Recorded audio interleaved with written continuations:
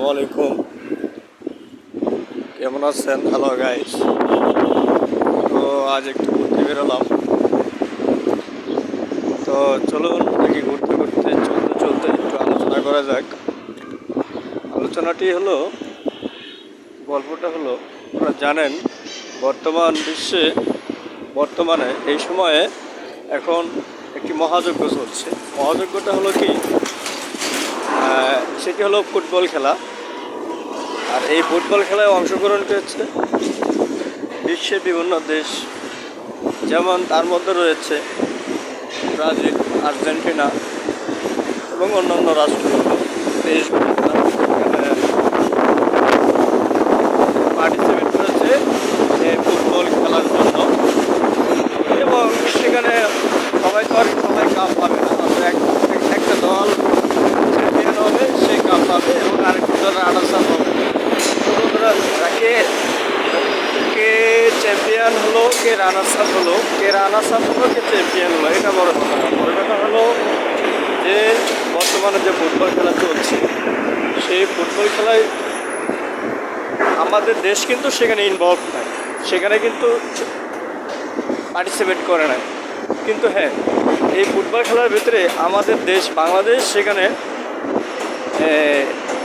সদস্যপদ রয়েছে ফিফার, ফুটবল ফেডারেশন অ্যাসোসিয়েশন, যেটাকে ফিফা বলা হয় সংক্ষেপে। আর সেই খেলার সেখানে বাংলাদেশ পার্টিসিপেট করে নাই। বাংলাদেশ পার্টিসিপেট না করলেও বাংলাদেশে আমাদের কিছু সমর্থক রয়েছে যারা কিনা ফুটবলের দুটি দলকে বেশিরভাগই সাপোর্ট করে। তো বন্ধুরা, সাপোর্ট করে সেই দুটি দলের নাম আমরা সবাই জানি। সেই দুটি দল হলো, একটা হলো ব্রাজিল আর একটি হলো আর্জেন্টিনা। তো সেখানে পার্টিসিপেট করে নাই, কিন্তু আমরা তাদেরকে সাপোর্ট করি।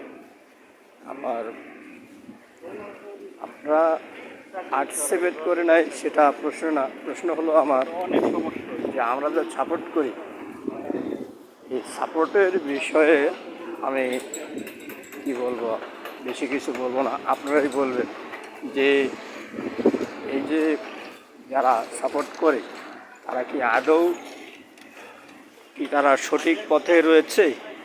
এটা আপনার মেন্টালিজম দিয়ে আপনার বোঝা উচিত, আপনার ব্রেন দিয়ে বোঝা উচিত, একটু চিন্তা করা উচিত যে আপনি যে অন্ধভাবে আপনি তাদেরকে সাপোর্ট দিতেছেন।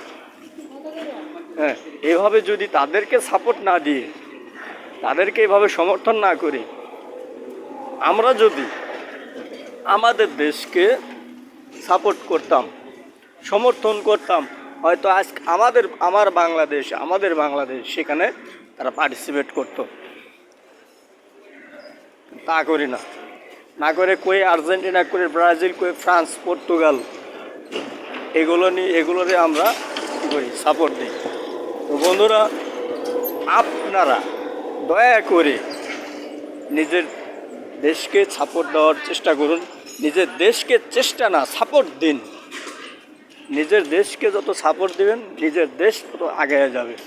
তো ইদানিং আমরা দেখতেছি আমাদের দেশে তরুণ প্রতিভাবান খেলোয়াড়রা এসেছে, যেমন তাদের মধ্যে রয়েছে আমাদের মিস্টার জামাল ভুঁইয়া, যিনি বাংলাদেশে আসার আগে উনি ডেনমার্কে একটি ক্লাবে খেলেছেন। উনি চাইলে ডেনমার্কের হয়ে খেলতে পারতেন, উনি যদি চাইতো, কিন্তু কেন তিনি করেন নাই? তিনি নিজের দেশের জন্য সব কিছু ছেড়ে দিয়ে নিজের দেশের জন্য খেলছেন। তারপরে আসলেন আমজাদ জামান চৌধুরী। তো বন্ধুরা, একে একে সব খেলোয়াড়রা চলে আসতেছে আমাদের দেশে। তো সকলকে অসংখ্য ধন্যবাদ। আসুন আমরা নিজের দেশকে সাপোর্ট করি, নিজের দেশকে এগিয়ে নিয়ে যাই, সবার আগে বাংলাদেশ। সকলকে অসংখ্য ধন্যবাদ। এই বলেছি, আসসালামু আলাইকুম।